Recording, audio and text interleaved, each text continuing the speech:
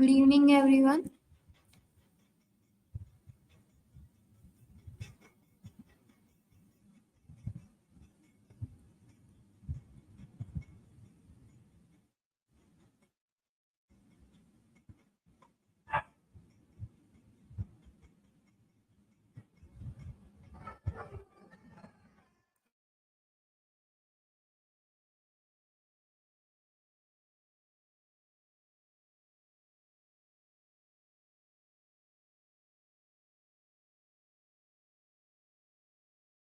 Yeah, good evening. Please inform to your friends also to join immediately.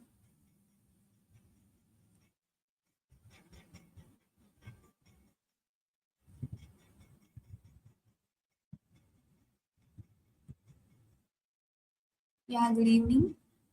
Please inform to your friends to join as soon as possible. We can start the session early.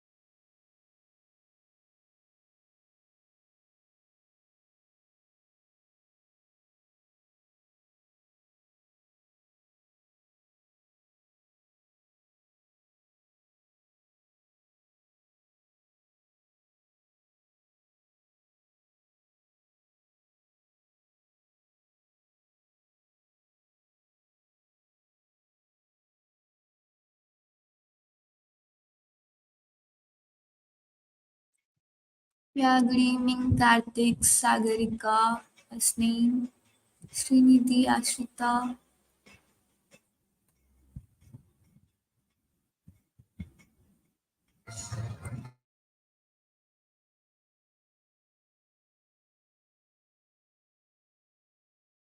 Yeah, good evening, Sid.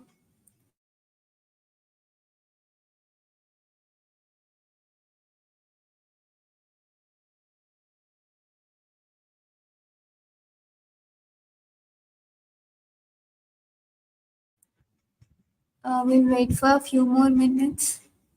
Let your friends also join the session.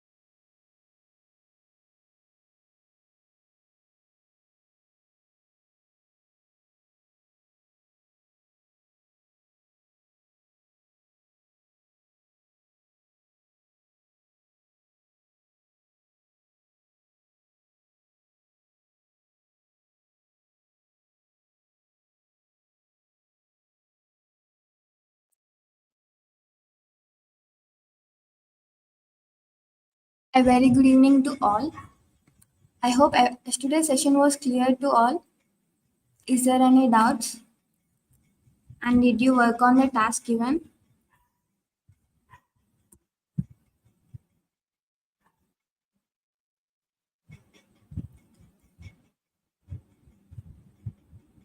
Please respond in the comments.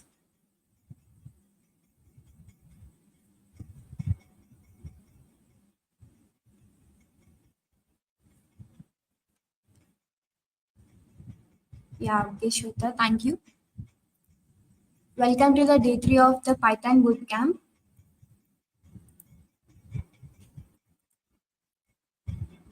Today we are going to discuss about the yesterday continuation. The first topic is the type conversions, conditional statements, loops, functions, and classes and objects. We are going to implement the real-time applications and tasks. It's going to be very interesting and interactive. Please be interactive in the comment section. I'll just quickly give a recap of yesterday's topics. These are all the contents I have discussed yesterday. Type conversion is nothing but converting one data type to another. We can perform it this by using the explicitly by using the commands like float, int. You can convert from int to float and float to int, vice versa. And coming to the conditional statements, we have if else, and else if. Else if is used to implement the multiple conditions, and we will execute these statements today.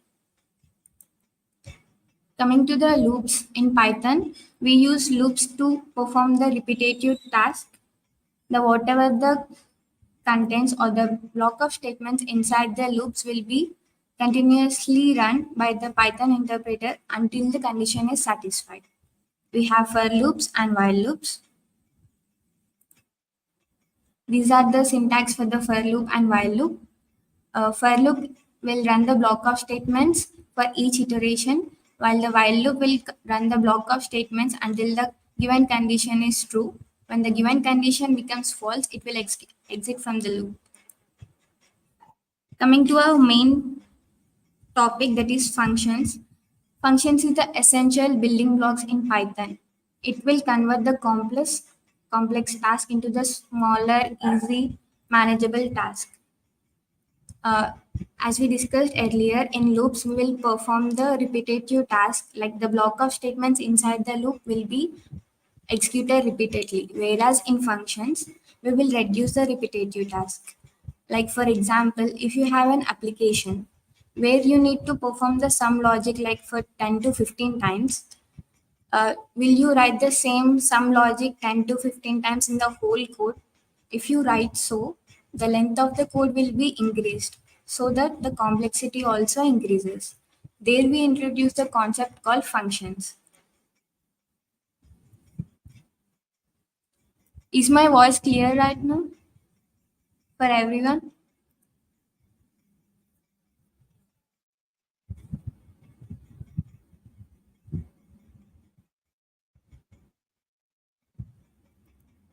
Yeah, hello guys. Is my voice audible?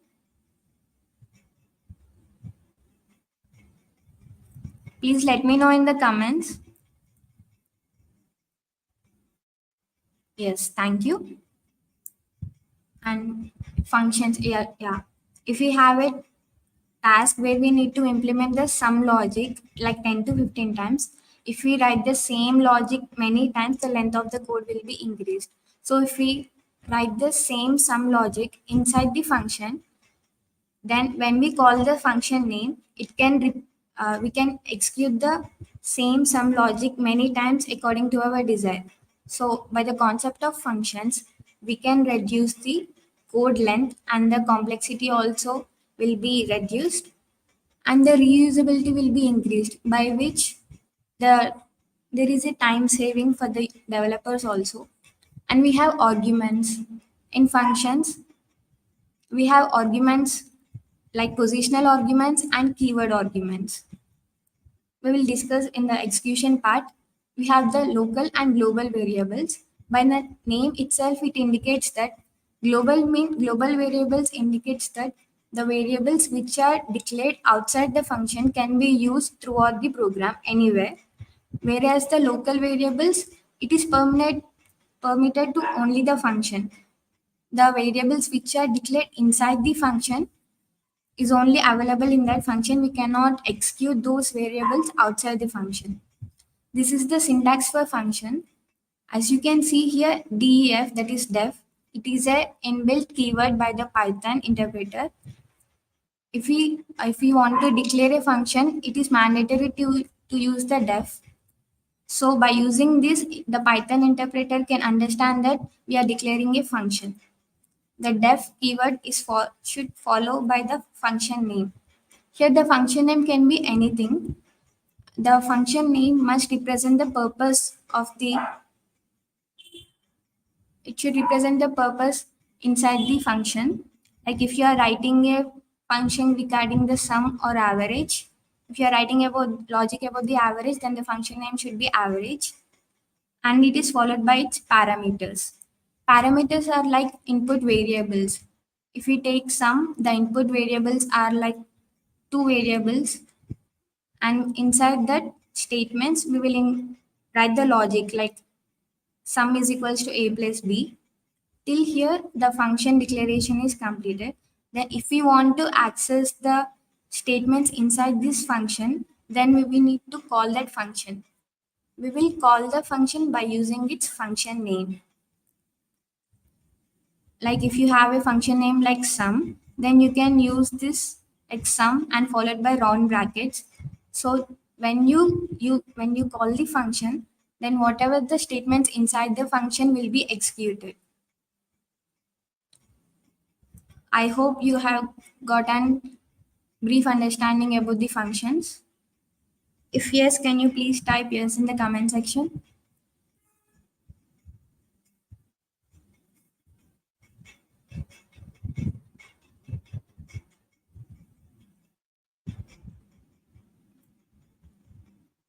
Is it clear till here?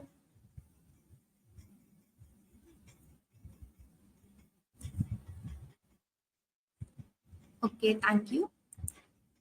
Next, next concept is the classes and objects. Here, OOPS represents to the object-oriented programming. It is very essential for the developers to develop the programs which is real world related to the real world entities. It will improve the code readability and maintenance. Functions enables the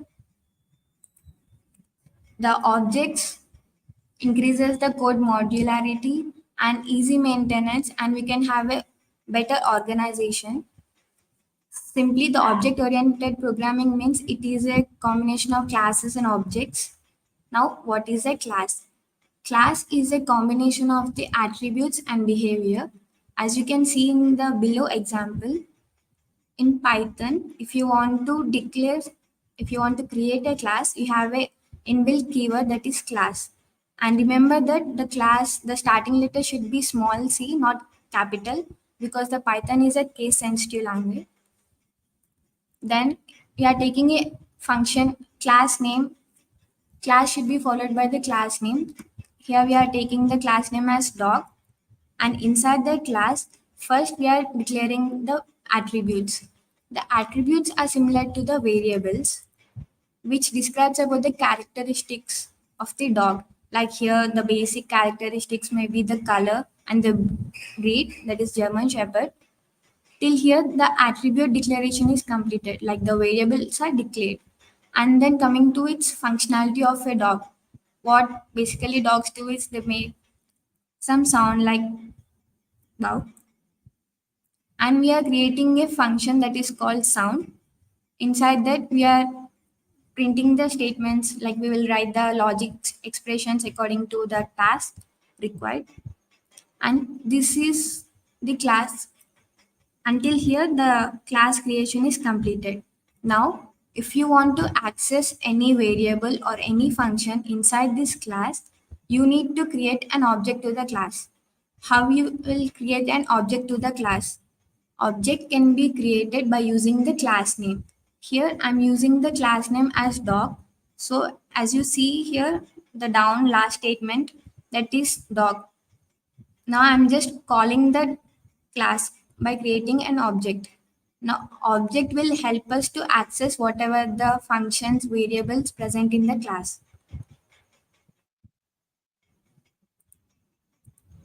Yeah, these are the concepts, and if the concepts are clear, we will jump into the execution part.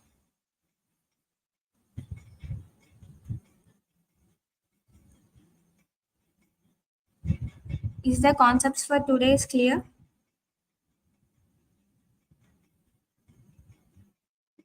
Yeah, could you please type clear? I'll jump.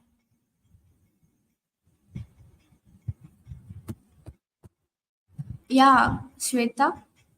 As you can see in function, we are only declaring the functions. Whereas in class, we can write multiple functions.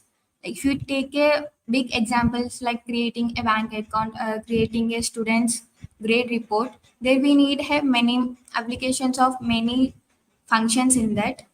It is more usable for higher end applications, and it is very easily manageable also.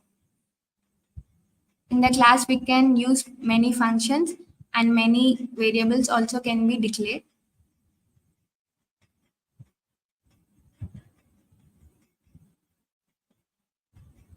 Is there any doubts? I'll, if there are no doubts, I'll jump into the execution part and I'll share my screen.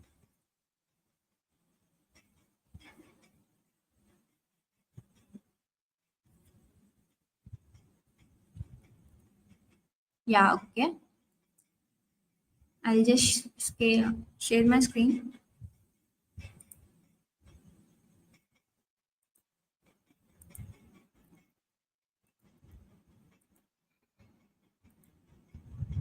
Yeah. Yeah, hello guys, can you see my screen?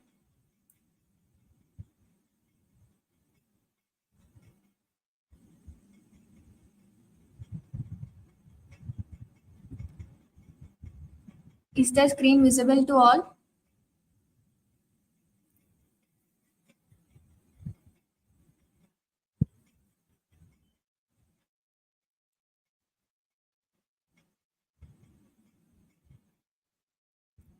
Yeah, can you please type yes in the comment section? Is the screen visible? Yeah, okay. Yesterday we have executed the dictionary's data types. I will explain some more functions and I will jump into the concepts of type conversions and also functions and objects. Now we have the values here in the dictionaries like 4139, 4127, and the keys are A, B, C. If you want to find the maximum of these values, we have a Python inbuilt function, that is max, which is used to find the maximum of the values. Now I'm printing max and I want to know the maximum of the elements present in the dictionary to variable.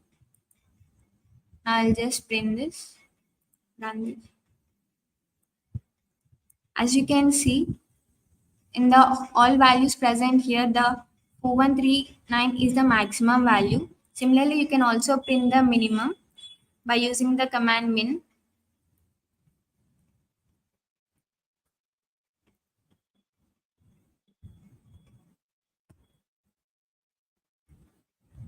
Just change this to min and I'll run this again. Now you can see the maximum and the minimum values present in the dictionary too. Next, coming to the updating. You can also update the elements in the dictionary. Just remove this comment. In dictionaries, like as you can see here, we already have a key value B. Now I want to update the B value. Initially, the B has a value of 4127. Now I am updating it with the value 897. Let's see if the value will be updated. As you can see, the value in the assigned to the key B has been updated. Now, if I want to add new elements, I can also do that by using the update method. Now, I want to add the new element to the dictionary, that is with the key value of D and the value of 555. As you can see, the D key and the value is appended to the dictionary too. You can also update through indexing also. Now, if you want to update in dictionaries, use its key value. Here, as you can see, the first one, we have a key value of A. It contains a numeric data. Now, I want to update the numeric data with the string.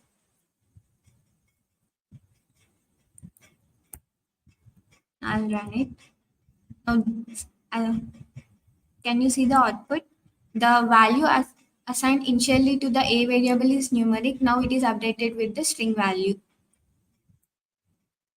We have the function that is pop. Pop is used to remove the elements from the dictionary. Here you need not to type the complete like C colon 4098. If you simply type C, then the C key and also its corresponding value will be removed from the dictionary. As you can see, the key and its value has been removed from the dictionary. If we don't mention anything in the pop method, then Python by default will remove the last element in the dictionaries. Just a minute. I think in dictionaries it is not possible by default. Yeah. It definitely takes an argument in this. Let's say D now. As you can see, the element has been removed from the dictionaries. This is all about the dictionaries, and by this the data types has been completed. Now I'll create one more file, new directory. Today is day 3, and in day 3 I'm creating a new Python file of conditional statements.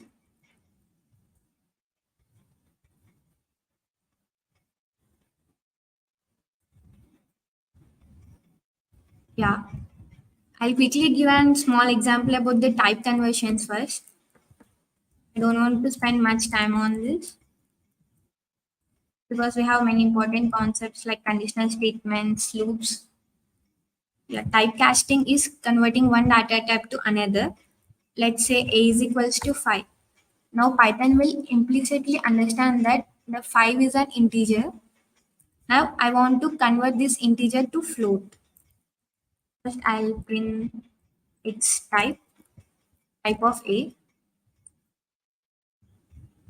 Just right click on this and click on run. But the type of A is int.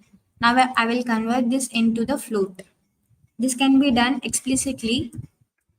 I want to convert it to float, so I mention here float, and I will declare the variable of which I want to convert the data type, that is A. Now I'll print its type.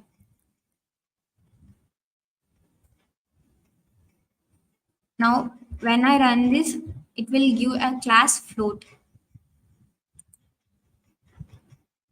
Now you can see here the initially the type of A is int, and by using this float explicit typecasting, we have converted the data type from int to float. Similarly, you can also convert from float to int and from int to strings and string to integers also. When you are converting the strings to integers, ensure that the whatever the data you are giving inside the double quote should be a numeric values. You cannot convert a normal hello world string into integers. Now let's start our conditional statements.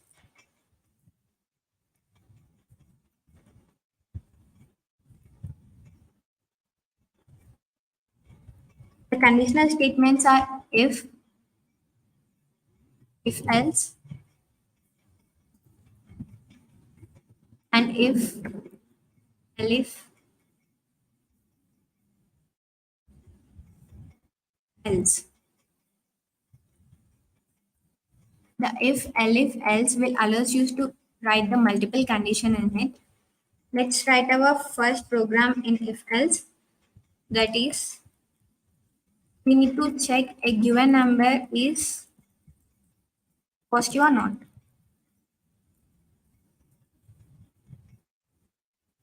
So let's take an input, that is number equals to 7. Then I want to first execute the if statement. For that, I need to type if. Then a condition should be followed after the if after the if keyword. That is num is greater than 0. The values greater than 0 are known as the positive, and the values less than 0 are known as the negative. Now, if this 7 is greater than 0, so the condition will be satisfied. So, whatever the thing inside the if will be executed. And given number is positive. Now, let's run this. Yeah, as 7 is greater than 0, we have known the condition is satisfied and whatever the statements inside the if has been executed.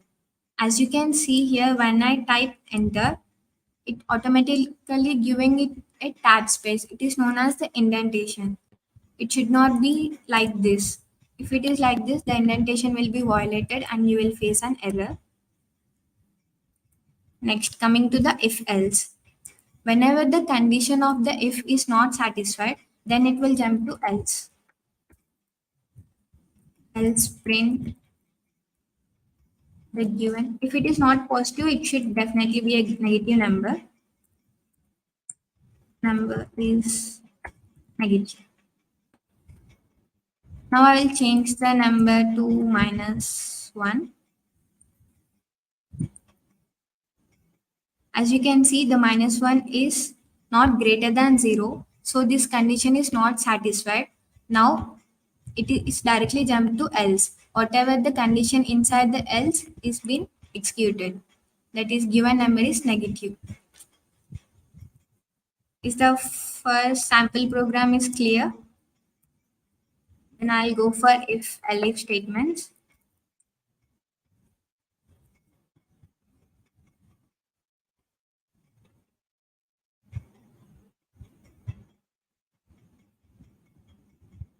Yeah, hello guys, is it clear till now?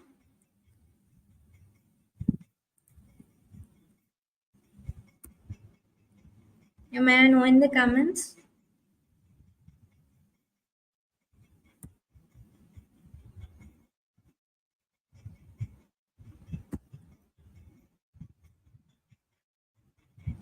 Yes, thank you. Yeah, please be interactive. We'll execute one more example to check whether the given number is even or not.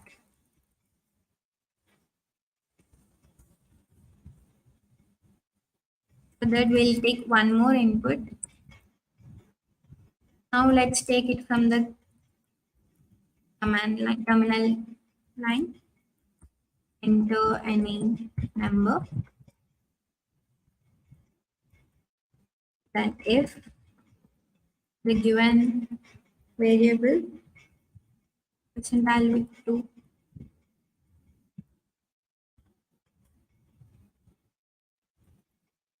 0, then we'll print it as even number.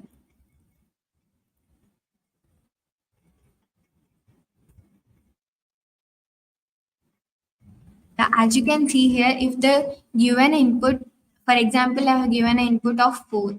Now, if we perform if we perform the percentile operation between the 4 and 2, 2 is exactly divisible by 4, like 2 twos are 4, and the remainder will be 0. If the remainder is 0, then we can know that that is an even number, or else it is an odd number.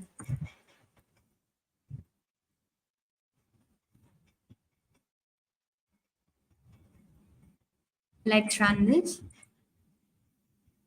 Okay, I'm giving a number like 6. You can see 6 is perfectly divisible by 2 and the remainder will be 0. So it is an even number. I'll run this again. I'll give one odd number. Let's say 9. For 9, the remainder will not be 0. So the condition is not satisfied. So it will move to else. Whatever the condition in the else will be printed that it is an odd number.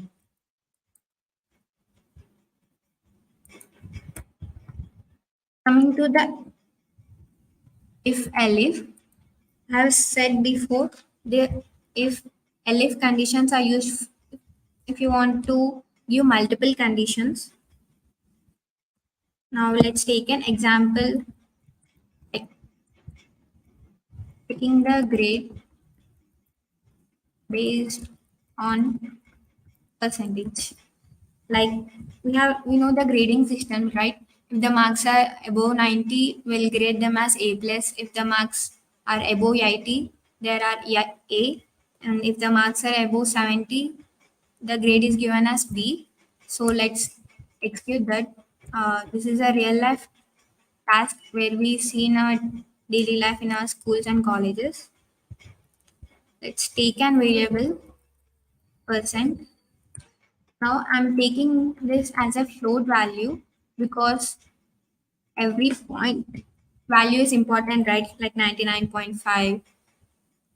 The marks can be like in that range. And for girls, even the half mark is also very important.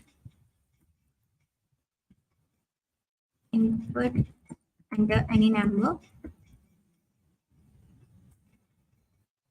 Now, if this, whatever the value we are entering, that value is greater than or equals to 90, then we gonna give a grade. Grade is A plus. Then, now I'm using elif. Elif is nothing but else. If it's not executed, then it will jump to elif. Now for elif also we need to give a condition like percent. If this given value is greater than or equals to 80, then we will grade them as A. B in double quotes.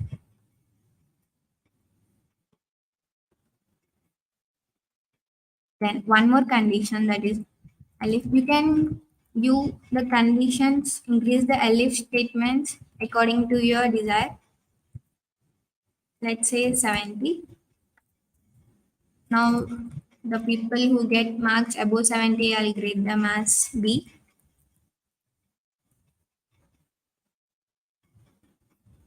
And final, else. If the entered marks are less than 70, then you will get a grade of, let's say, C.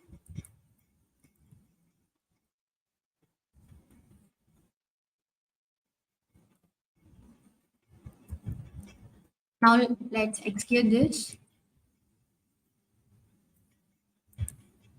This is the input for previous even and odd number. Now this is the input for our to check the grade based on the percentage program.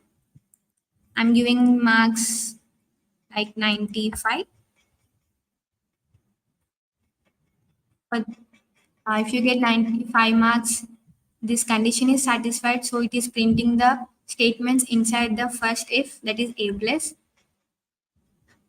It just means this. I'll run this again. Let's give the number this time. If you like 65,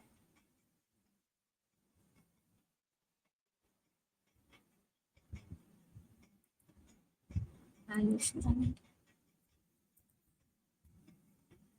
of 65 is less than 70, so I'm getting let's check from first. The given number is 65. The first condition is not satisfied because 65 is not greater than 90, so it will jump to next elif statement. Here also, the Python interpreter will check whether the 65 is greater than or equals to 80. It's not, so it's false. So it will jump to next instruction. Again here, if the now the percent variable contains the value of 65. Now 65 is greater than or equals to 70. No, again this condition is also false. So if all the conditions are false, then it will directly jump to else. So that's why we get the grade C. I can also give run once again. I'll give now 75. You can see 75 is greater than or equals to 70. It is greater than 70, so we got a grade B. This is just a basic sample programs on the conditional statements. You can also try various examples. Is the conditional statements clear for everyone? Should I repeat any code?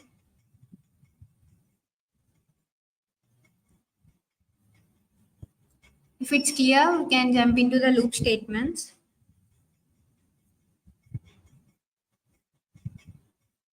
Yes, guys, do you have any doubts in the conditional statements?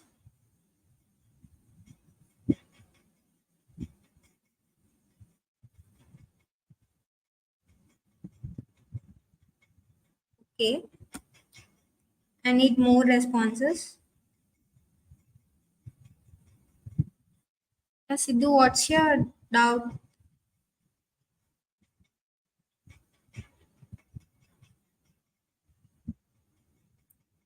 Okay, I'll just quickly explain once again. Here in the initially we are using the if statement and we are giving a number. The given number satisfies this condition. Here our condition is the number is greater than 0 or not.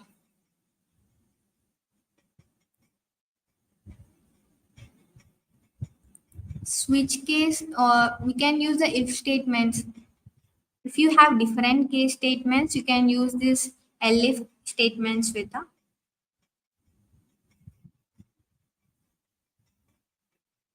And if the condition in the if it is not satisfied, will the conditions in the else will be executed.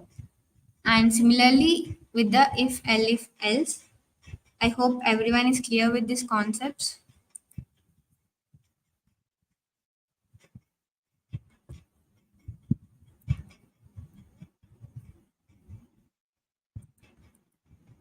I'll create a new file for our next program, that is loops.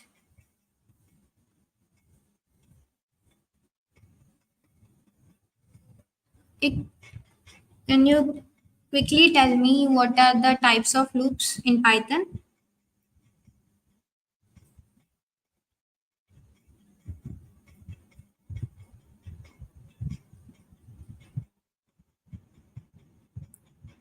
Yeah, can you tell me the types of loops in Python?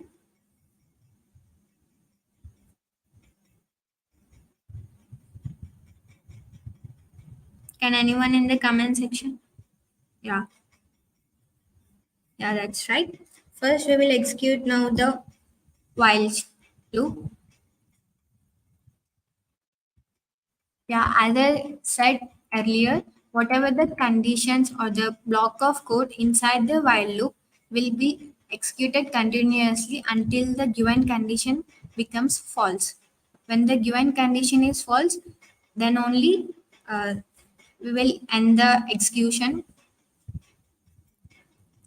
Let's say our first example in this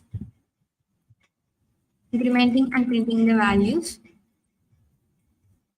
Incrementing is nothing but incrementing by 1 means adding 1 to every iteration. Incrementing and printing the values. Now let's take a variable n equals to 0. While to use a while loop, you need to first write it as while keyword. Now if n is less than or equals to 10, m should be equal to n plus 1. Now let's print n. So basically what happens here is initially here now n value is 0. As you can know, 0 is less than 10. So the condition is false. So the statements in the while will be continuously executed until the value n will be greater than 10.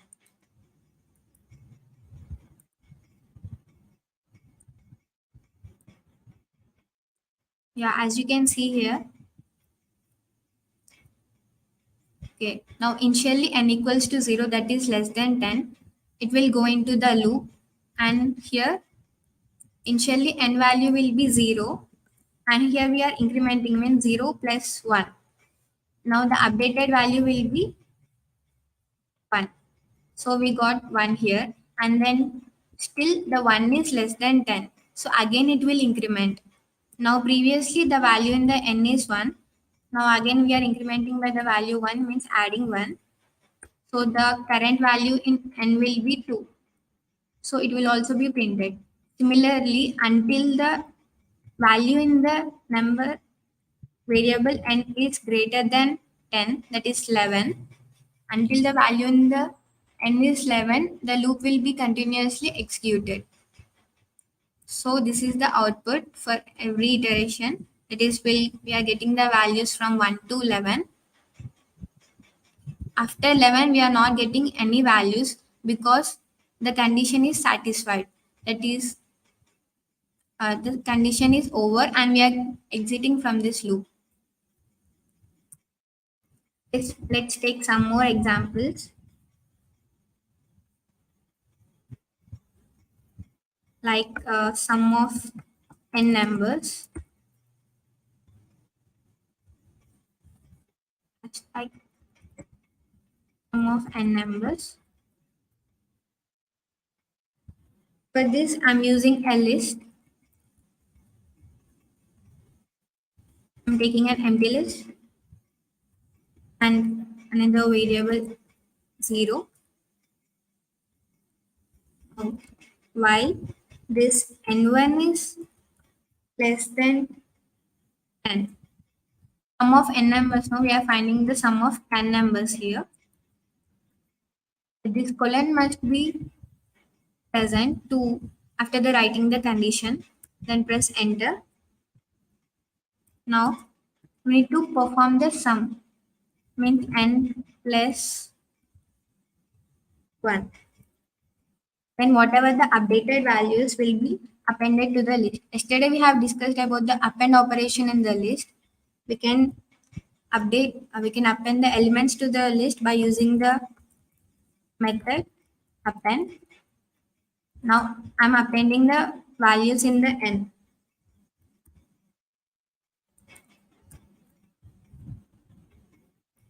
Now this loop continues until the n1 value is less than 10. Once the n1 value is greater than 10, then it will exit the loop. Now I'll just print the final list. In the final list, you are going to get the sum of n numbers. If you give your sum of n value as 11, if you want to find sum of 15 numbers, you can give it here 15. I want to find the sum of 10 numbers. I'm running this.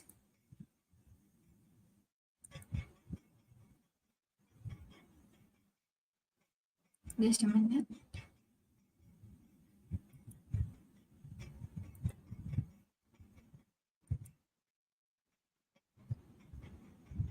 As you can see here,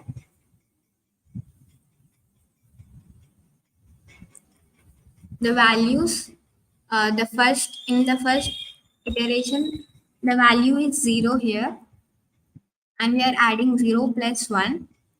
Now the value in the n is 1. It will be appended to the list. That is, like, let me comment as 1. Next, for the next iteration, now the value in the n2 will be 2. Now the 2 plus 1 will execute this. Here it is 1 plus 1, and here 2 will be added. Similarly, until the value is less than 10, it will add till 10, 4, 5, so on, and we'll get the sum. I'm getting there. Memory error. Just a minute.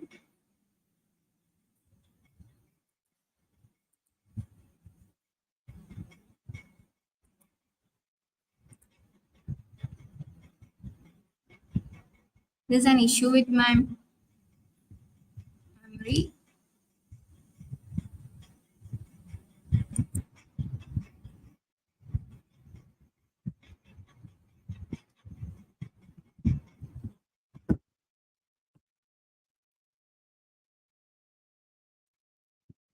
I just stop.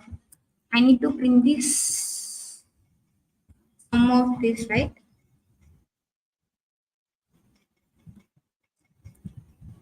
Now the list has the values from 1 to 10. Now I will print the sum.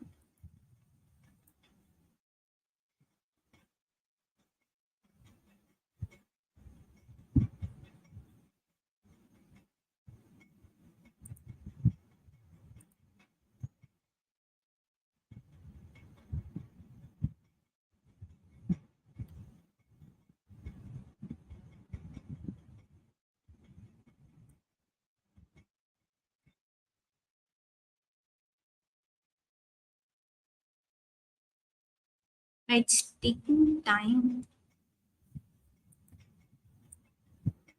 Let me just change this.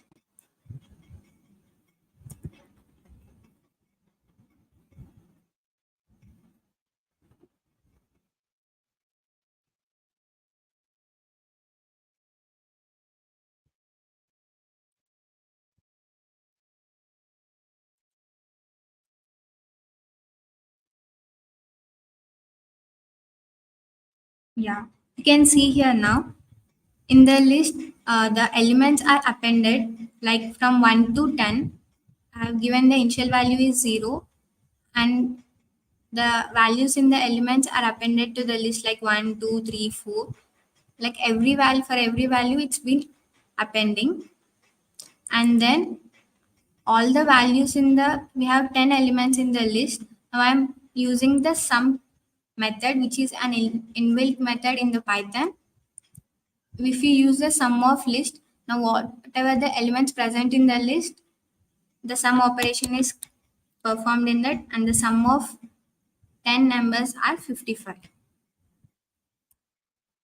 There's an issue with my ID. And next,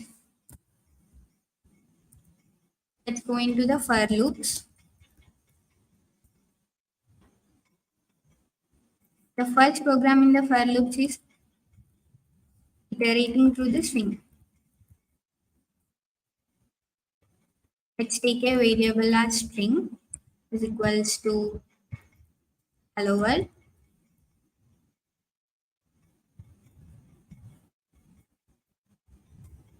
And then the keyword for using the for loop is for. I've said that there is a iterator in the for loop, that is I'm using the iterator is I. You can also give anything like j or k, I in string. Uh, just let me print the length of the string so that you can have a good understanding. Length of string. No, now the I will go into the string. The string contains a value, that string contains the hello world. Now for every character in this hello world, like for H, for E, whatever the commands I'm going to give inside the for loop will be executed. I want to print I. so that you can know what it is iterating for each iteration. Let me just run this. As you can see here, we have the total length of the string is 11. Like I have explained you, for the space also the index position will be calculated. Now the length of the string hello world is 11. Now this for loop will be executed 11 times. Like if we increase the characters, like if I give more, increase the length of the string and I'll run it. Now here the length of the string is 13. So this for loop will be executed 13 times. In the first iteration, the I will go into the string which contains the hello world. In the first iteration, it will go to the first character, that is H, and it will be printed. Next, again the length is not completed. We are still in the first position. We need to go up to 13th because the maximum limit here is 13. In the next iteration, it will be 2. In the 2 means it will jump to the next character, that is E. Similarly, you will get all the characters, means we are iterating the every character in this string. You can see here it is printed vertically. If you want them to be printed horizontally, you can just give comma and give end is equals to double quotes. Now it will print this total vertical output in a horizontal line, single horizontal line. Yeah, as you can see here, initially we got in vertical form like hello world. Now we got in a single line. It's nothing but we are iterating every character present in the string hello world. We can see more examples like iterating through the list. We can iterate in the list, in the tuple, in the dictionary also. Let's take iterating through list. Now let's take a list called 1, 2, 3, comma. I'm also taking a string in this. As we know, list is a combination of different data types. Now for I in the list. Now this iterator I will go to every element present in the list and we will print its type because we have given different data types like integers and string. I want to know its type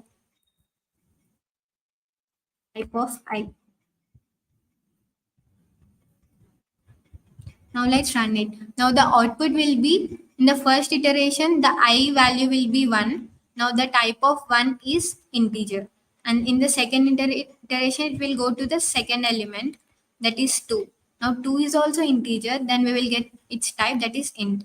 Again 3. 3 is also an integer. Let's give it a float value. Now 3.8 is a float value. Then the type of 3.8 will be a float. Then it will go to the another iteration, it will go to the element John. Now the data type of the John is string. Let's run this. Yeah, as you can see here, in the first iteration, the type of the one is an integer, so we got an int, then we got an float, and then the last element is string, and we got a string. In each iteration, the I represents to the current value. In the first iteration, the current value of I will be 1. In the second iteration, the value of I will be 2. The value of I will be updating for every iteration. Now, we also have a concept like range in for loop. Let's take a quick example in this. Like for I in range, length of list. Now here the length of list is 1, 2, 3, 4. 4 is our length of list. Now this for loop will be run for the 4 times. It will run for 4 iterations. Then I want to print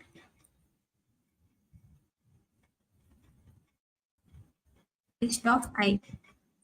This code will give an output like for I in range. Here the range represents the limit like from 0 to n minus 1. Here the length of the list is 4. So it will iterate from 0 to 3. I'm giving the range. Inside that I'm giving the length of list. List length is 4. Now I'll run this. Yeah, as you can see here, in this length I have got every value in the list. I can take one more example. For I in range, range takes the values like starting value from 0 to 5, and then I want to print I. I'll run this. As you can see, I have initially told here range will take the limit is from 0, starting is 0, and it will execute till n minus 1. Now I have given the it takes the two arguments. First is the start and the end. I have given the maximum number of 5. Now the Python will take till 4 only.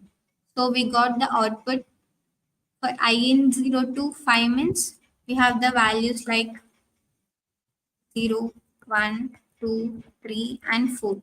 It will take to the n minus 1 means 5 minus 1 will get till 4 values. That's what we got here. Now let's go to another example. Printing the sum of even numbers, that is from 1 to 10. Let's take a variable 1. Like I want to print the sum from 1 to 10. I'll start with 1. And then I need to store the sum value. So I'm taking another variable. I'm just initializing it with 0. The sum even will store the complete sum of the 1 to 10 elements. Now we take while n is less than or equals to 10.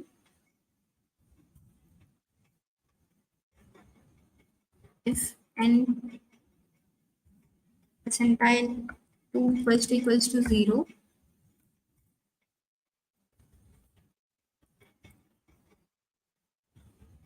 sum even plus is equals to n.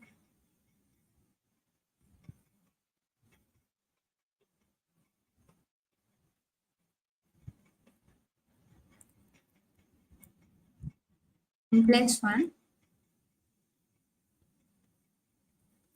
And at large we can print sum even. Now the code is initially we are taking the value, that is we are starting from 1.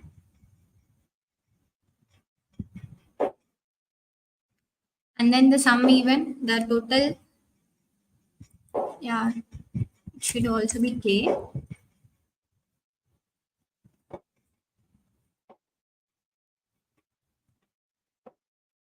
Yes. Now while the k value is less than 10, now initially it has one value, 1 is less than 10.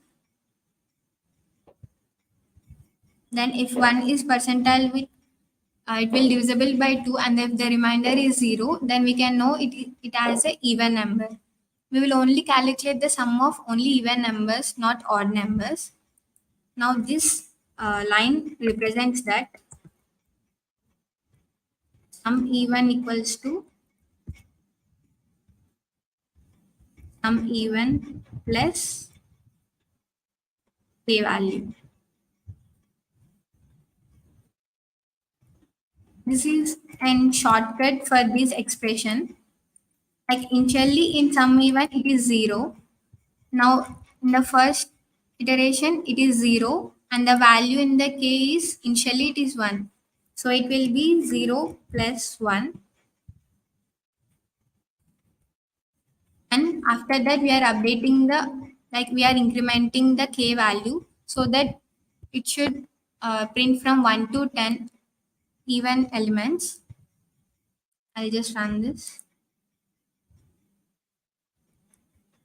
Still in process.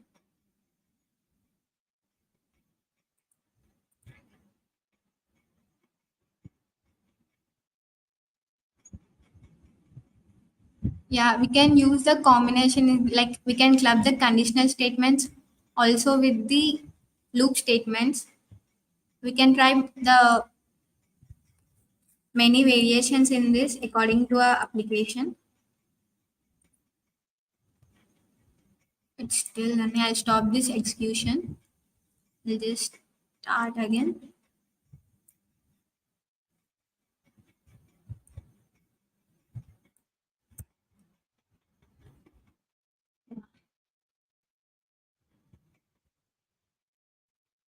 As you can see here, initially it is 1. Now sum even, as I said you before, sum even contains sum even plus the value of k will be added. If we keep here minus, then the expression will be sum even minus of k. So, but I want to calculate the sum of even numbers, like from 1 to between 1 to 10. I'm giving here sum. Then we are incrementing it, and then we are printing the sum of even numbers from 1 to 10. I'll just run this. Yeah, as you can see here, we have got the output from 1 to 10. The sum of even numbers are complete sum of even numbers from 1 to 10 is 30. Yeah, can you guys in the comment section please tell me what are the control statements in the loops? We have discussed it earlier in the previous session also. We have two control statements in loops.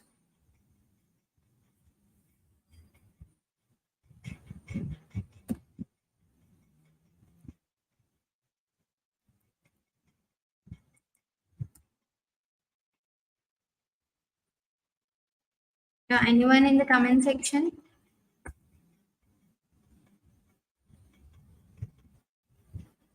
The control statements are break and continue. I'll just mention here. We need to note down each and every topic, each and every line, like at least note down some important things that like the control statements, conditional statements. In loop, we have the control statements like break and continue. Now let's quickly see some sample program on that. We take for I in range 1 to 11 means it will go up to 10 only, because the range takes the input from 1 and the output, the endpoint will be n minus 1, that is 11 minus 1 is 10.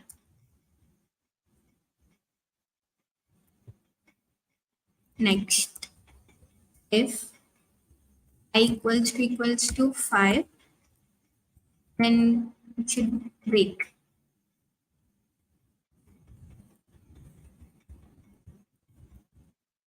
Print I. Now what this break statement will do here is, the for loop, the I will iterate from 1 to 10. As I said, the range is, maximum range is 11. It will execute until 10. Now, in that iteration, in that sequence from 1 to 10, in the first iteration, the I will be 1, and then in the next iteration, it will be 2, 3, 4, and 5. When the I value is equals to 5, then the loop condition is satisfied here. The I value will be equals to 5. Then this condition should break here and it should only print the values until there.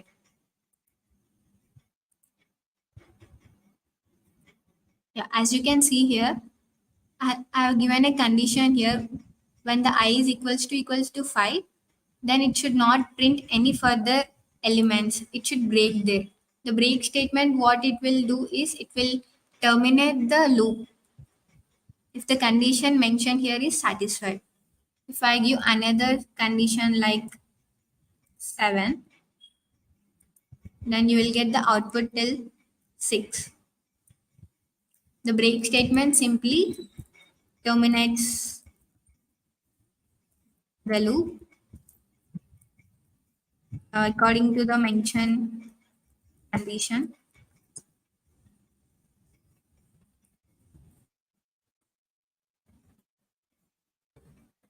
And then we'll go to the continue statement. Now what will continue statement will do is the break terminates the loop. The continue will skips the present value and then it will execute the remaining values also. Just take an example program that is skipping even numbers. For I in range 1 to 11. As it is an even number, we are using the condition I percentile 2 equals to 0. If it is an even number, it will it will skip those current values and it will execute the remaining values. I'll just print I.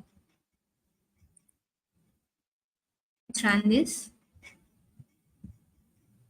As you can see here, I have given the condition that is if I percentile 2 is equals to 0, then it is going to be an even number.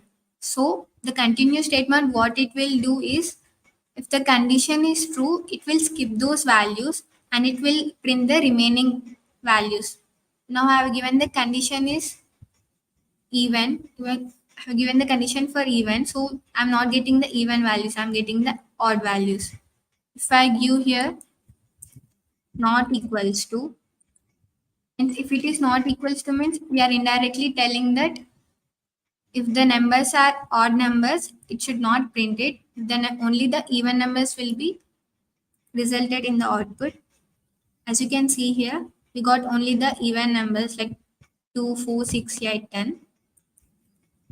For easy understanding, I'll go for another example. Let's take a string which is equals to Python. Now for I in H, if I equals to T, we'll use the continue statement here and we'll print I. Now let's run this. I'll run it in the horizontal line.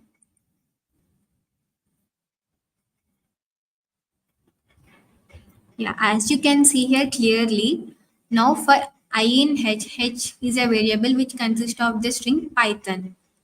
In first iteration, the I value will be pointed to the character P. Now P, next it will go to the if condition. Now in I, we have the character P. P is not equals to T, so it will continue, means it will execute that P. In the next iteration, it will go to Y. Now we will again check if the Y is equal to the character T. Y is not equals to T, so it will again implement Y also. Now we got T. In the next iteration, the I value will be T, and here the current value will be T and T is equals to T. So this condition is satisfied, so that particular condition is satisfied at one value, that is t. So we are not printing the t, and it will go to the next iteration. Again, the iteration is h is not equals to t, so it will continue. So simply the continue statement, what it will do is it will skip the element if condition is true.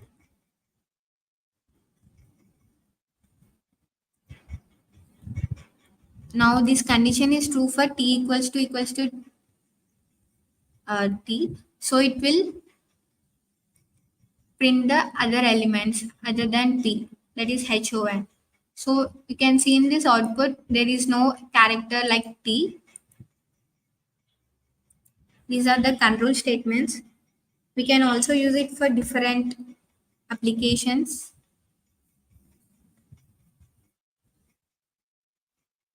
Yeah, is it clear regarding the concepts of loops?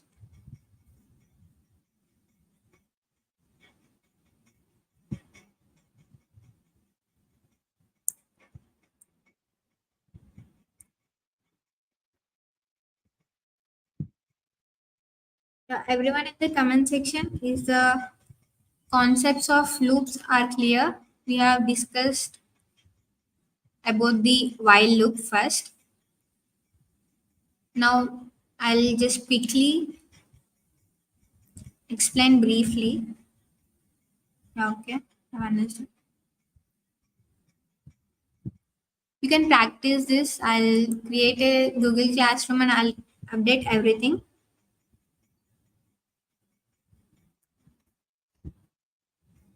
Next, we'll go into the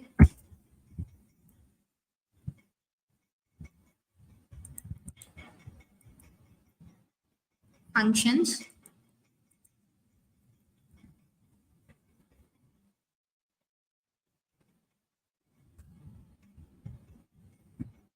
Till now, we have discussed about the loops and also the conditional statements.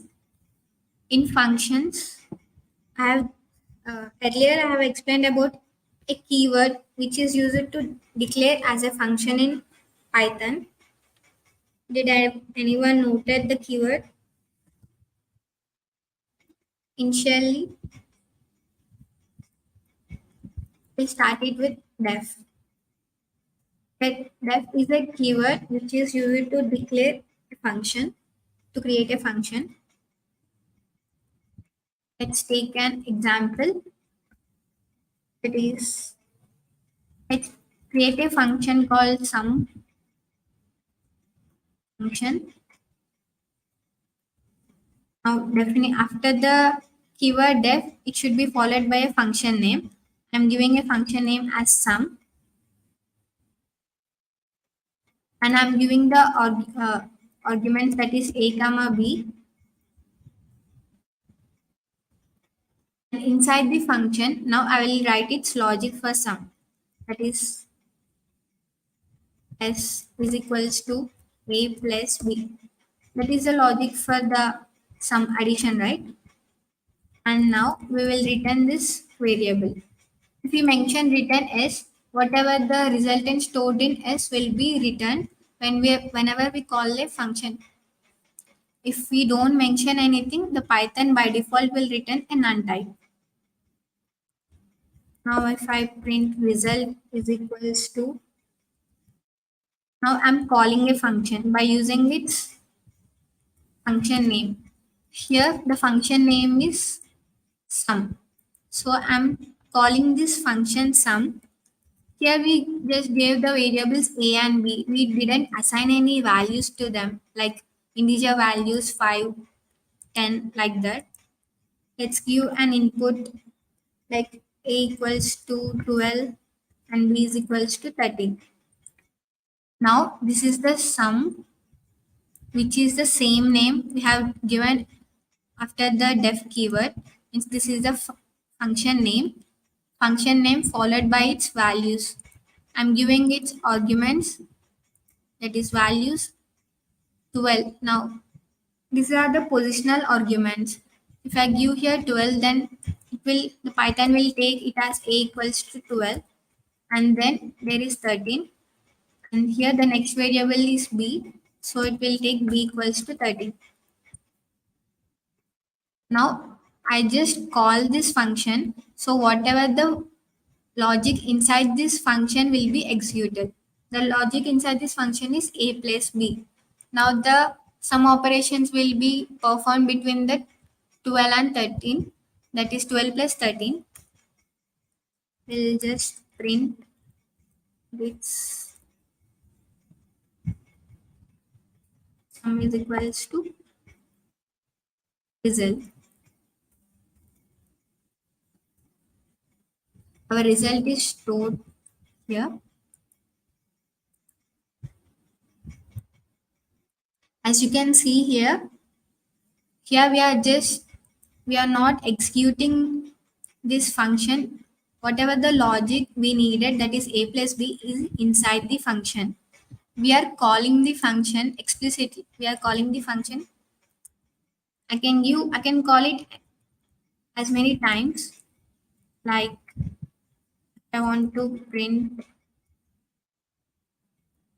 sum of, let's say, 2 comma 3. Execute this variable. Let's run this code. Yeah, as you can see, I'm just calling the function. The function name is sum, and we are assigning the values to these variables a and b. Here the values are 2 and 3, so the sum will be printed as 5. And in the next line, the result variable has, in this we are calling the function sum with different values. So that is also executed. Next we'll go to another return statement. It is according to our application. Let's see if we don't return this. See, in Python, if we don't write a return statement, it will take, by default, it will take as none. So in this we need the return s. Why? Because our result is stored in the variable s. When we use return, the variable will be returned outside of the function.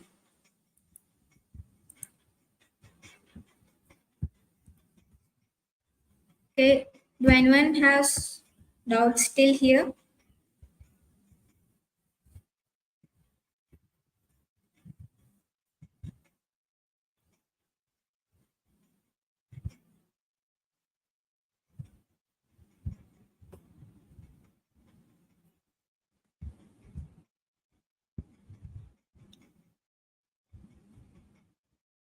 Is it clear till here?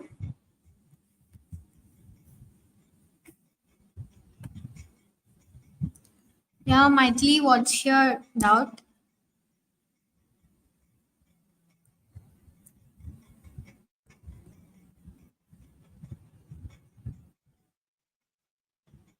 Is it possible to call a function in another project? In PyCharm, whatever the variables or the functions we are calling, it is limited to this. If we want to call a separate function in another project, we need to import that. It's another process. Yeah, Muhammad Hasnain, where you have a doubt?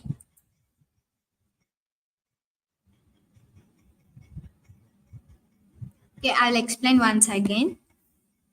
Just remember that if you want to create a function in Python, this def is a keyword to create a function. And to create a function, you need some function name. Here, I want to create a logic for sum, like I want to calculate sum between two variables. So I'm giving sum because the function name should describe the process, whatever going inside the function. Now, to calculate the sum, I need two input variables, right? So I'm taking two input variables, that is a and b. And inside the function, I'm writing a logic. To perform the sum, the logic is a plus b. So now I'm storing this a plus b value in s. So the resultant sum will be stored in a variable s. Now I'm returning that s. Why we are returning is if we want to call the function, when we call the function, the resultant whatever stored in the variable s will be reflected at the output. Now here this statement is known as the calling of function. The calling of function can be done by using its function name. Here the function name is sum. This calling means nothing, just nothing but typing using its function name. Here the function name is sum and it has two input variables, that is a and b. Here we just initialize the variables. We still didn't give any values to them. So at the time of calling a function, you can give the values, that is 12 comma 13. 12 value will be assigned to a variable a and 13 value will be assigned to the variable b. Now the values are assigned to the variables. When I call this in backend, the Python will I have used the function name as sum, right? It will go to this function. Now whatever the comments I have written inside the function, that is s equals to a plus b. Now these all will be executed and the result will be printed when we call that. That is sum equals to 25.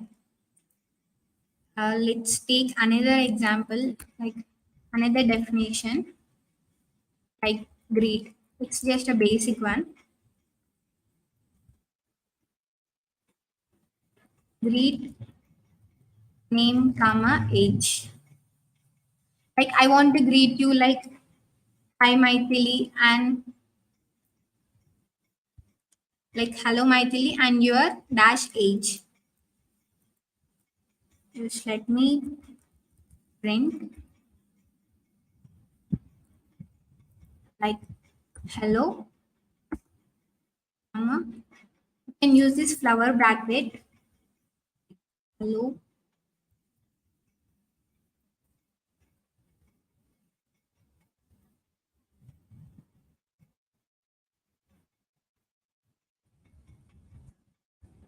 Old dot format. Now I'm going to explain about the formatting in this Python.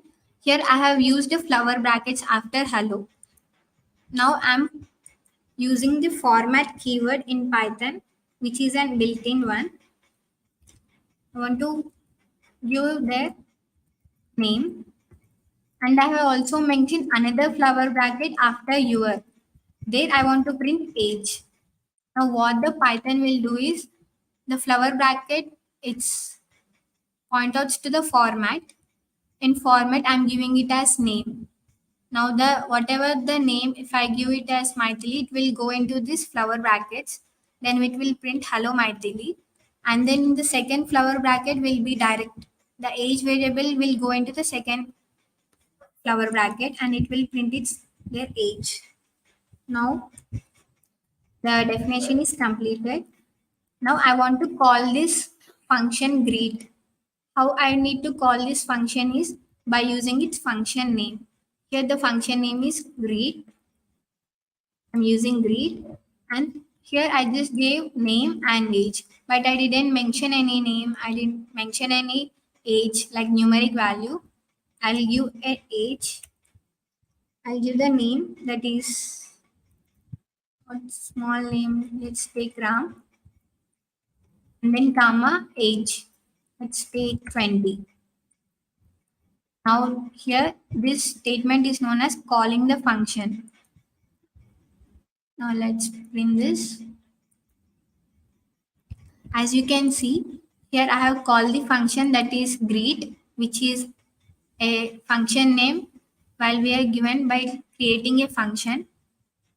And here we have used the keyword format. Here first I have given as name So in the first flower brackets, whatever the name I have given here, like Ram, is printed. And in the second flower brackets, the value in the age variable is formatted to this flower brackets. It's nothing but whatever the values in the variable's name and age is formatted into those flower brackets. Like you can call it many times. Like I will call once again greet because that is the function name.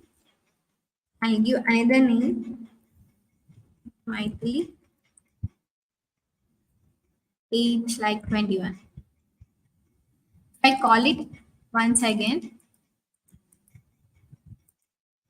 it will give me the same statement but with different inputs. We are giving the different inputs in the when we call the calling the function for the first time. It took the variables like name and age, that is Ram and 20. And in this, when I call it for the second time, I gave the new inputs, that is Maithili and 21. So by this, we are just writing the logic once in the definition, and we are reusing the same statements many times by simply calling the function. You gotten clarity till here? Functions is about the reusability.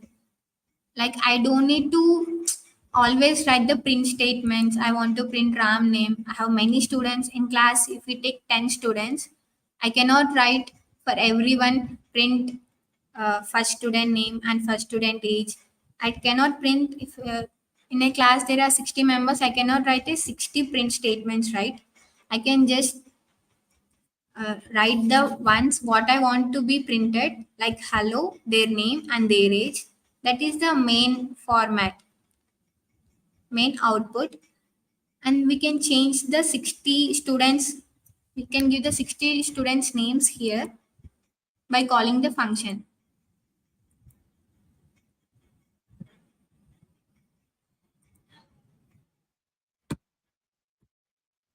And you can also,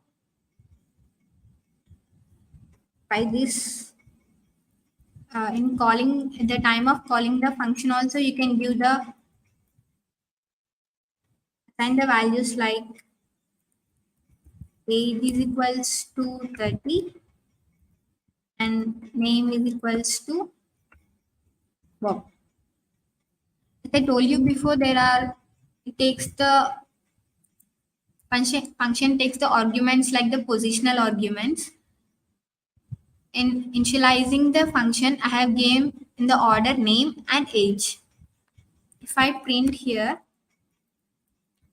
like greet, first I will print the age, then I'll print the name. See now what happens here. As you can see here, as it takes the positional arguments, like irrespective of the, I want to get name as Tom, age as 20, but I have interchanged the positions. So I'm getting the hello 20 and you're Tom years old. That is wrong, right? So to avoid that confusion, we can assign it here also. Like we are taking two input variables, that is name and age. At the time of calling a function also, you can use those variables and you can assign values to them.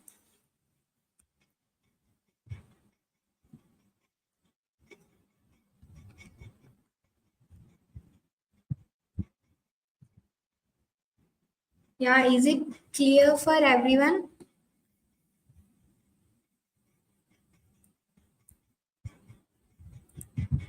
The main advantage of the functions is its reusability. Like we can reuse these statements inside the functions as many times we want throughout the program.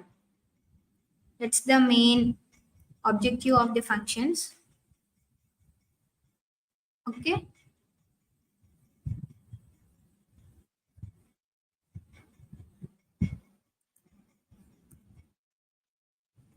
Now let's jump into the classes. new Python file and name it as oops because oops is a combination of classes and objects.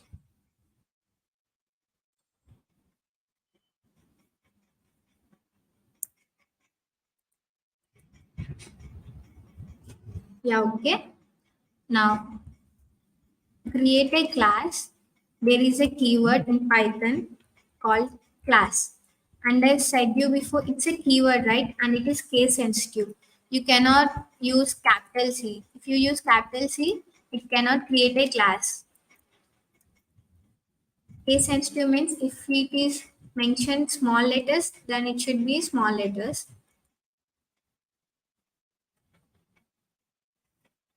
Then to create a class, the keyword is class. It is followed by a class name. Now I want to give the class name as person. Now this example we are presently running is person based class. Now there will be a class created with a class name of person. As I told you, class is a combination of variables and functions. Here I'm defining the function. For define inside the class, we can declare the functions and the variables. First, I'm creating a function. Here we can see the concept of initialization, like init.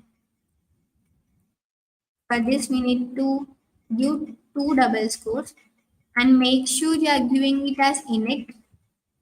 And some beginners they maximum type int. If it is int, it will not initialize the variables. Only the init constructor can initialize the variables init, and by default it gives the self. Here self is not a keyword, it just points to the current variable. Self comma person, the basic details of a person is name and age. Don't get confused here. Here this init is a constructor which will initializes the variables. Once the initialization is done, then we can access those functions. Here self, it points to the current method. Now self, if you want to use the variables name dot name and age, we need to use this self dot name equals to name and self dot age equals to age. By using self, we can know that this name variable is uh, connected to this definition, like it is pointing to the current definition. And then I'm creating another function. The advantages of class is we can create multiple functions. Let's create a basic function again like greet. By default takes and self. The self is similar to the like at the rate, means it will addresses to the current variables in the function. Now I'll print in like previous hello, and I'm using this flower brackets. In the place of a flower bracket, I'm going to use the name and then I am dash years old. And whenever we are using this flower brackets, after that we need to use that dot format. Now this keyword helps in whatever the variable helps to assign the values in the variable to those flower brackets. Now I am formatting it with self dot name. It is mandatory to use the self here, self dot age.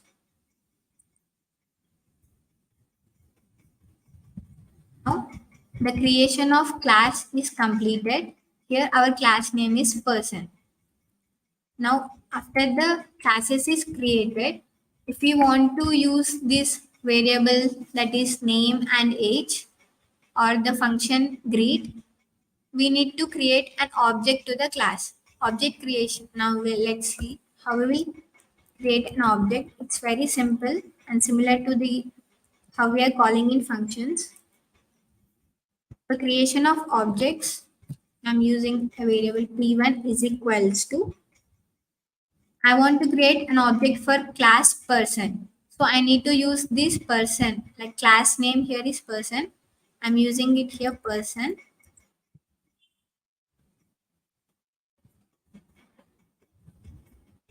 And this person class takes two variables that is name and age. Here you can directly give the name that is Alice and next is the age. Age can be 30. Now here we are creating object that is P1 is the object with a class for the class person. This is the class person. The class person consists of the function self like function greet and it has the variables that is name and age. Here the init constructor is used to initialize the variables and self will point to the current function.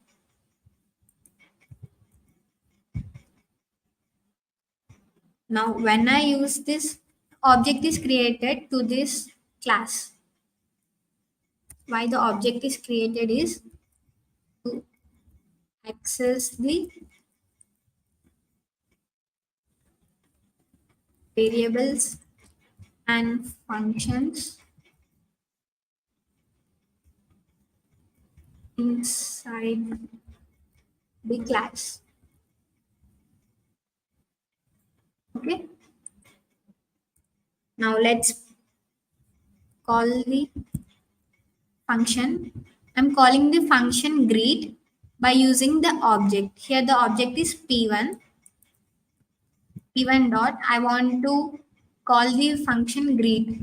How you will call the function greet by just using its function name. The function name is greet itself. I'm just calling this.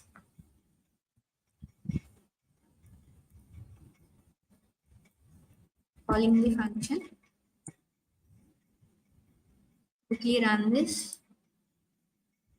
Yeah, as you can see here. Hello, have called the function greet. Inside the greet, we have the statement that is hello, which takes the input variables like name and age.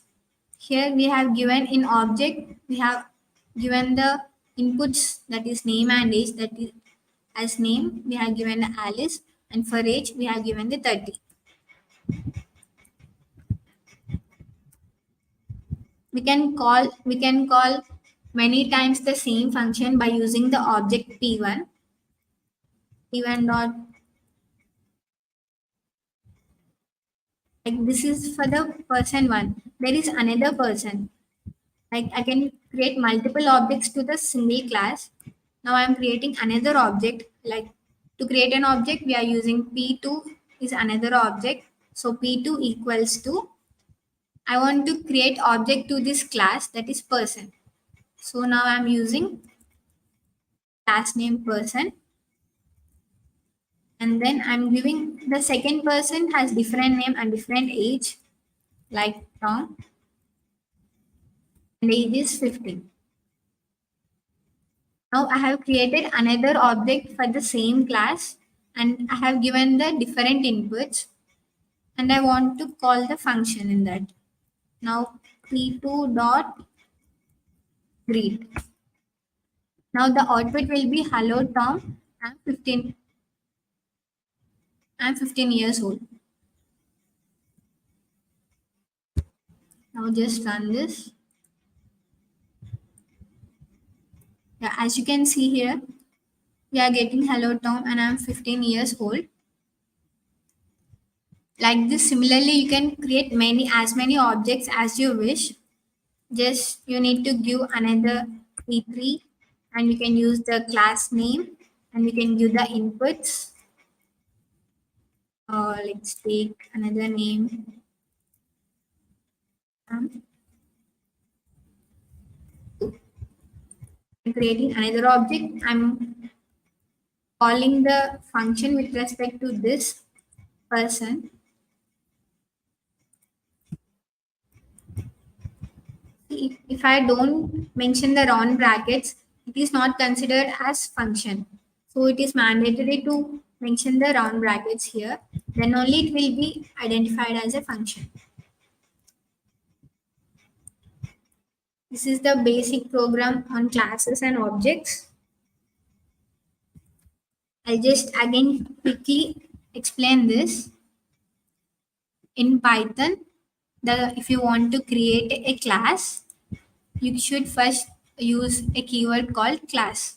And for that, the C should be small and it is followed by a class name. Here, the class name can be anything like person or student or anything as you wish. Then enter. And for the person, in this example, it takes a details, basic details like name, age. Like we can also take another variable like college. Let's take another variable like college. We are taking another variable. This init, whatever the definition init is there, it is used to declare the variables. Self dot college equals to college. Now the first part is completed. As I said, class is a combination of variable declaration and also the functions. Now I have declared the variables. Now in greet, I'm now updating another statement that is print. I am from like dash college. Now instead of in that cover brackets, I want to print college, right? So I want to use the command format. In this, I want to use self dot college. Now let's see. Let's create an object for this, like P0. For creation of the object, we are taking an object name. I want to create for the class person. So I'm creating object to the class person because only by creating the object we can access the variables and functions inside the class. I'm taking the person. Here we have three variables. Like we need to definitely give three variables, three inputs here. Like the first one is name, says I, and next variable is age. Let's say age to be numeric 15, and then the college. College can be anything like ABC college. Now I want to print the statement like hello Sai and I am 15 years old and I am from ABC college. All the print statements are present inside the greet function, right? So I'm calling the greet function by using its function name. Here the number of variables here is 3. In the previous here these are 2. So if the number of uh, variables does not match with the class, we will get an error here. Let me just first run this and I will show what will happen if we don't give the exact number of arguments.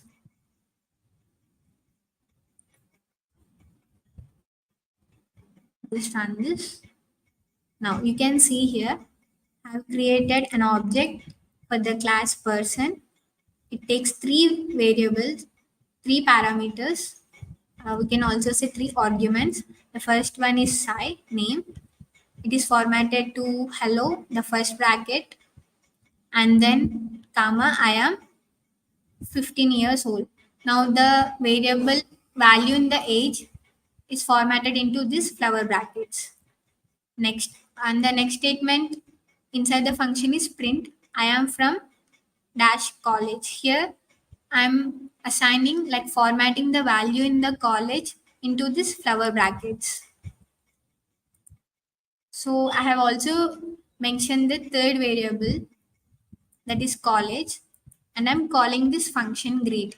When I call this function greet, whatever the statements inside this function, so we have the print statements inside the functions, so that print statements will be called and we'll get the output like hello Sai, and I'm 15 years old and I'm from this college. As I said, if we don't,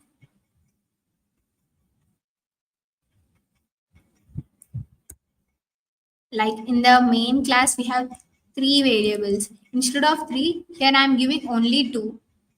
We'll get an error like arguments missing, like missing one required positional argument college.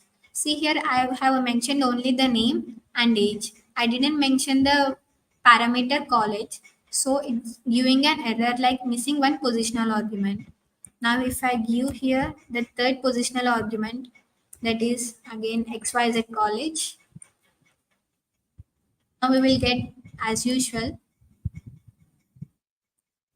that is hello Alice, I'm 30 years old and I'm from XYZ college.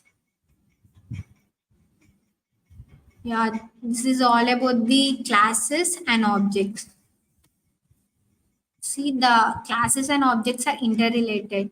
If you want to use anything inside the class, we need to create an object. By using that object name only, we can call the variables and we can call the functions inside the class. Yeah. Does anyone have any doubts? Yeah, I'm ready to explain it again.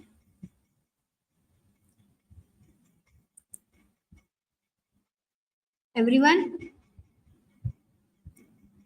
I know it's like some different concepts and some complex comparing to our previous programs. We just need to remember some points like how to create a function and basic concepts. If you are good with the concepts like what is happening, then you can practice more on this. And after practicing like 2 to 3 examples more, you can get a clear idea.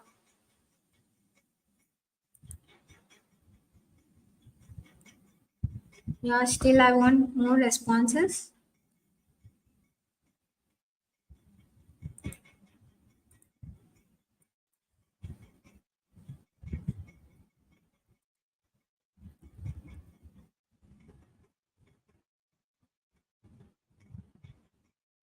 Do you have any keyword to create the output window?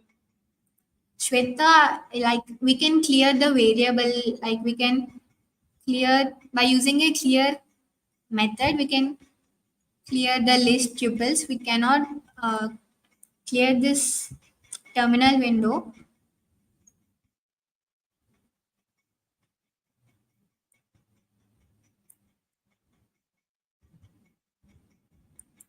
Like in MATLAB, you can do that, but in this PyCharm IDE, I think we can't do this.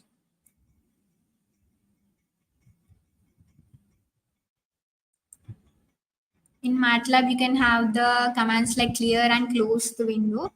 So the complete terminal will be clear. Do you have any doubts related to this classes and objects and functions?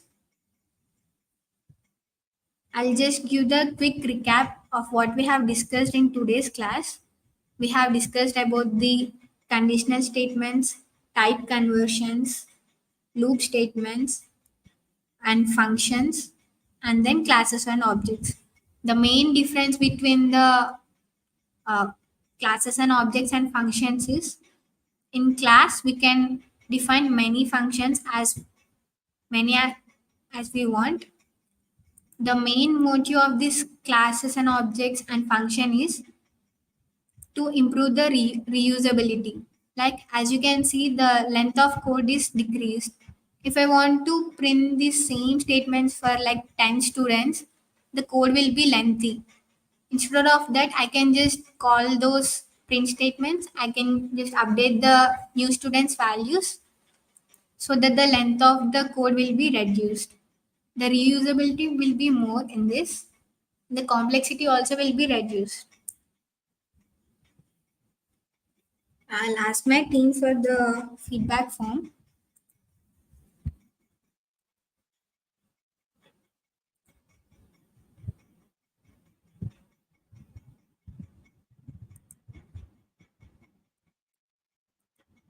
Meanwhile, if you have any doubts, please post in the comment section.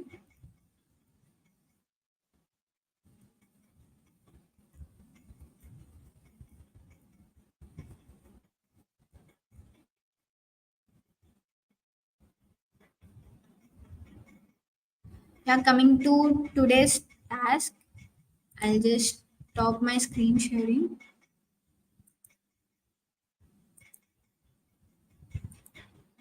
Yeah, this is your today's task. You need to build a calculator which takes input of two numbers and perform at least five operations using. Yesterday I have discussed these operations like arithmetic operations, logical operations, and comparison operators. You can choose any five operators, and by using the conditional statements, you can build a simple calculator. Like if I press, if the input is 1, then it should perform addition. If the given input is 2, like you have to have a set of options like 1, 2, 3, 4, 5. 1 is for addition, 2 is for subtraction, 3 is for multiplication, like that. If a user gives the input 1, then the operation should be carried out, that is addition operation. If the users want to do subtraction, he will give the input as 2, so that inside the if statement you have to write for condition. If the input condition is 2, you have to perform the subtraction operation. And next is the write a program that asks the users for an integer input and then print the multiplication table. You can print the multiplication table like from 1 to 10. I'll just give me a minute, I'll update the feedback form.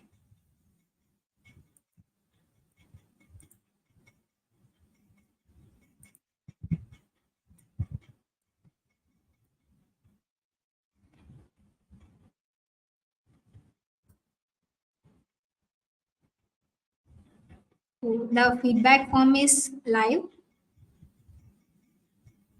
You can share your feedback. And the third task is you need to write a Python program that calculates the area of rectangle. Here you need to use the concept of function. Like to create a function, you will use the def. And here the main task is we want to create the area of the rectangle. So the function will be area of rectangle or anything like rectangle also you can give. And to calculate the area of rectangle, we take inputs like length and width, and we will write inside the function, we will write its operation like logic to calculate the area of rectangle. And then the last task is you can take a screenshot of this. I have already created a Google Classroom. Today I will update everything like the PPT, the code, and by tomorrow I'll share the Google Classroom link. You can get access to them. For now, you can take the screenshot of the task.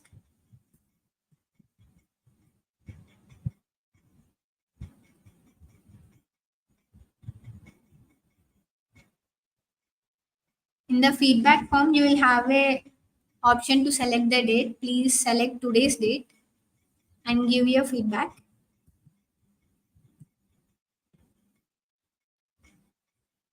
And the last task is you need to create a class. Student means the class name should be student, and it should have the input variables like his roll number, his name, and his marks. And we can write the methods to calculate. Like previously, we have executed the grade system. Like if the marks is greater than 90, we are grading it as A. The marks are greater than 80, B. Same if statements you can use inside the student class, and you can print the display the information. So this is all for today's session. Today's session, I think we have covered the most important and also some complex programs.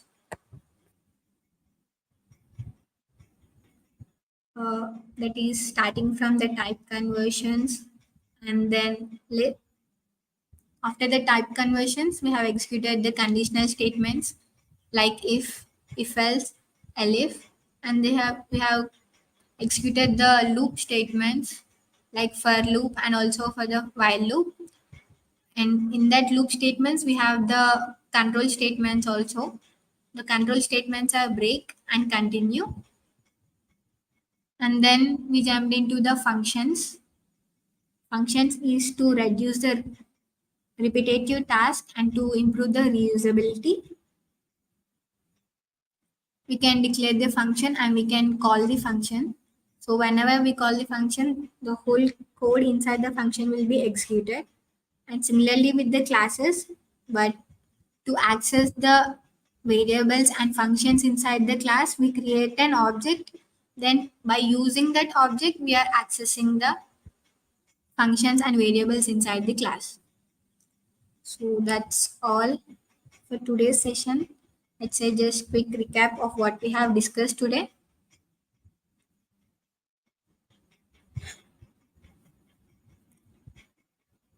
I'll close the live in another 5 minutes. Whoever didn't fill the forms, quickly fill the form. I hope the concepts are clear. If you implement it in your mobiles or in your systems, then you will get an idea. Whatever the confusions are there, you will be overcome. If you still face any errors while executing, you can contact me.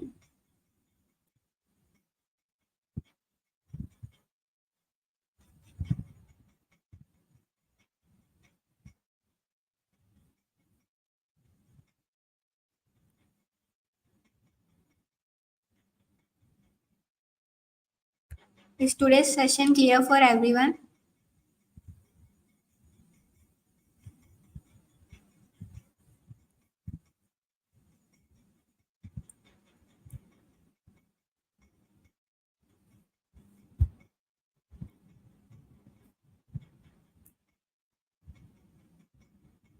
Is Shweta still?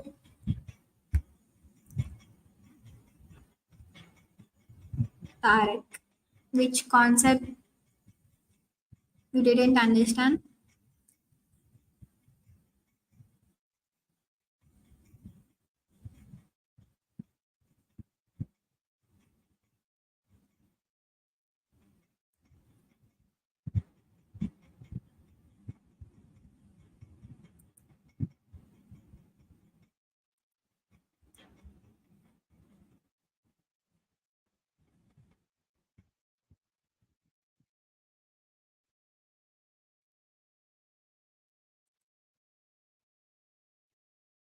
Okay, I'm closing the session.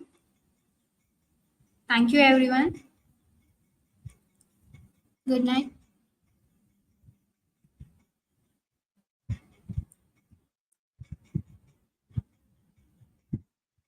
If you have any doubts, you can contact me personally. I can solve your doubts.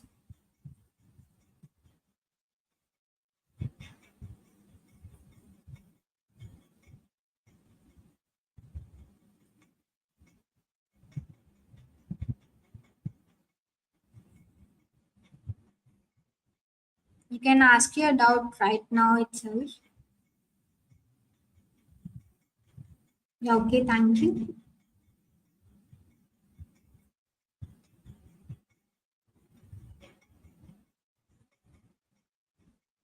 Okay, once you execute that, and if you have any doubts, then we will discuss it tomorrow.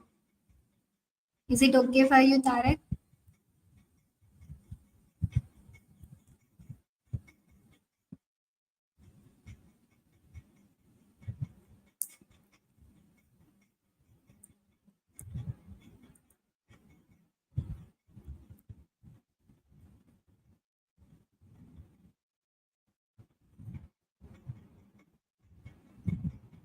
Okay, thank you everyone.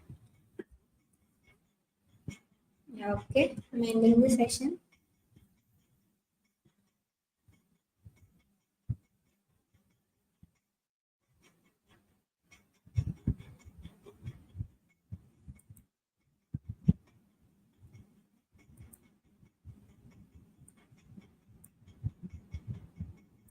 Yes, thank you.